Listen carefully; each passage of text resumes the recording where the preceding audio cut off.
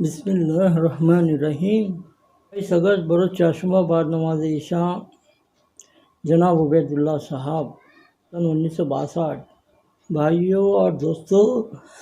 یہ صحابہ رضی اللہ عنہ کی زندگی کے واقعات ہیں جنہوں نے اللہ اور اس کے رسول صلی اللہ علیہ وسلم پر ایمان لانے کے بعد اپنی زندگیاں اللہ رب العزت کی نسبت پر اٹھائیں تھی، اپنی نسبت پر، اپنی خواہشات کی نسبت پر، اپنی برادری کی نسبت پر، اپنی قوم کی حمایت کی نسبت پر انہوں نے اپنی زندگیوں کو اٹھانا چھوڑ دیا۔ اب قوم کی حمایت اللہ کی نسبت پر، مظلوم کی حمایت اللہ کی نسبت پر، قوم کی، قبیلے کی، یہاں تک کہ خود اپنے نفس کے متعلق بھی یہ اللہ کی نسبت پر فیصلہ کرنے والے بن گئے۔ اسی طرح اللہ نے ان کو رسول اللہ کے ذریعے ان کو اپنی نسبت پر کام کر کے، عمل کر کے گندگی لینے سے بچا لیا اور ان کو اس گندگی سے پاک کیا کہ رسول اللہ صلی اللہ علیہ وسلم کے پاک طریقے ان کی زندگی میں آئے، کیونکہ انسان ناپاک اور گندہ ہے، اس لیے یہ جتنا اپنی نسبت پر کام اٹھائے گا گندہ ہوتا چلا جائے گا۔ اللہ پاک لہذا جتنا اللہ کی نسبت پر کام اٹھے گا اتنا ہی انسان پاک اور کامل ہوتا جائے گا۔ صحابہ رضی اللہ عنہ نے نسبت ما سوا اللہ کے سارے رگوں کو کاٹ ڈالا اور اللہ کی نسبت کو قائم کرنے کے لیے جس طرح حضرت ابراہیم علیہ السلام نے اپنے اکلوتے پیارے بیٹے کے گلے پر چھری چلا دی، اسی طرح انہوں نے بھی جنگ بدر میں اس کا ثبوت دیا۔ چنانچہ حضرت حذیفہ رضی اللہ عنہ اپنے باپ کو قتل کیے کیونکہ باپ ما سوا اللہ کے بنسبت کفر پر تھے، بیٹا اللہ کی نسبت پر۔ جنگ کے بعد حضرت ابوبکر رضی اللہ تعالیٰ عنہ، صدیق اکبر رضی اللہ عنہ نے اپنے بیٹے ایمان لانے ایک بار انہوں نے باپ سے کہا کہ اے میرے باپ، جنگ بدر میں مگر باپ ہونے کی وجہ سے میں نے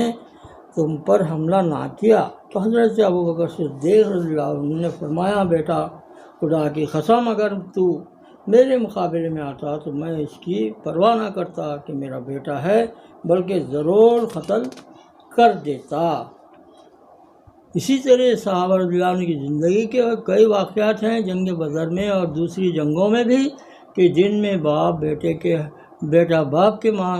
ماموں بھانجے کے، تو بھانجا ماموں کے، اور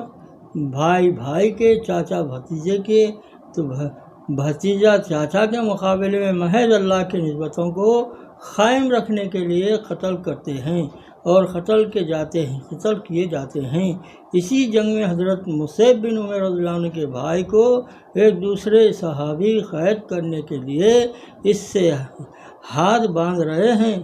حضرت مصعب رضی اللہ عنہ نے ان صحابی حضرت حذیفہ کا ہاتھ باندھتے ہوئے دیکھ کر فرمایا کہ اے حذیفہ، اچھی طرح مضبوط باندھنا، اس کی ماں دولت مند ہے، فدیے میں رقم اچھی ملے گی۔ یہ سن کر مصعب کے بھائی ان سے مخاطب ہو کر کہتے ہیں کہ اے مصعب، ایک بھائی کے متعلق تم ایسے الفاظ استعمال کرتے ہو؟ تو انہوں نے جواب میں فرمایا میرا بھائی تو وہ ہے جو تجھے باندھ رہا ہے، تو کہاں کا بھائی، اللہ کا نافرمان، رسول صلی اللہ علیہ وسلم کا دشمن، بھلا میرا بھائی ہو سکتا ہے؟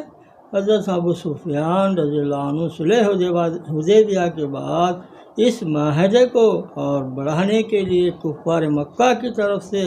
مدینہ آئے۔ اس وقت تک یہ ایمان نہیں لائے تھے۔ جب مدینہ آ کر حضور صلی اللہ علیہ وسلم کے پاس مکان میں تشریف لائے تو حضور صلی اللہ علیہ وسلم موجود نہیں تھے، لیکن باہر تشریف لے گئے تھے اور چارپائی پر بستر بچھا ہوا تھا جس پر حضور اکرم صلی اللہ علیہ وسلم آرام فرمایا کرتے تھے۔ حضرت ام حبیبہ رضی اللہ عنہ، ام المومنین رضی اللہ عنہ نے جب باپ ابو سفیان کو آتے ہوئے دیکھا تو فوراً چارپائی پر سے بستر لپٹنا شروع کیا۔ اس کو دیکھ کر ابو سفیان نے فرمایا کہ بیٹا، مجھ کو بستر سے بچایا یا بستر کو مجھ سے بچایا؟ یہ سن کر حضرت ام حبیبہ رضی اللہ عنہ نے فرمایا کہ ابا جان، مجھے یہ بات بہت ناگوار گزری اللہ کے رسول کے بستر پر ایک ناپاک اور بے ایمان بیٹھے، اس لیے میں نے اس پاک بستر کو لپیٹ لیا۔ اسی طرح انہوں نے اللہ پاک اور رسول اللہ کی محبت قائم کرنے اور ان کی نسبت کو صحیح طور پر قائم کرنے کے لیے ہر قسم کی نسبت کو کاٹ ڈالا، چاہے باپ ہو، ماں ہو، بھائی ہو، بیٹا بیٹی ہو۔ ان ساروں سے نسبت صرف اللہ کی نسبت کی وجہ سے ہو سکتی تھی، ورنہ ایک غیر ملک و نسل کا رہنے والا کیوں نہ ہو، اگر اس کی نسبت اللہ سے ہو تو اس کو یہ اپنی محقق بھائی کا درجہ دیتے تھے۔ اللہ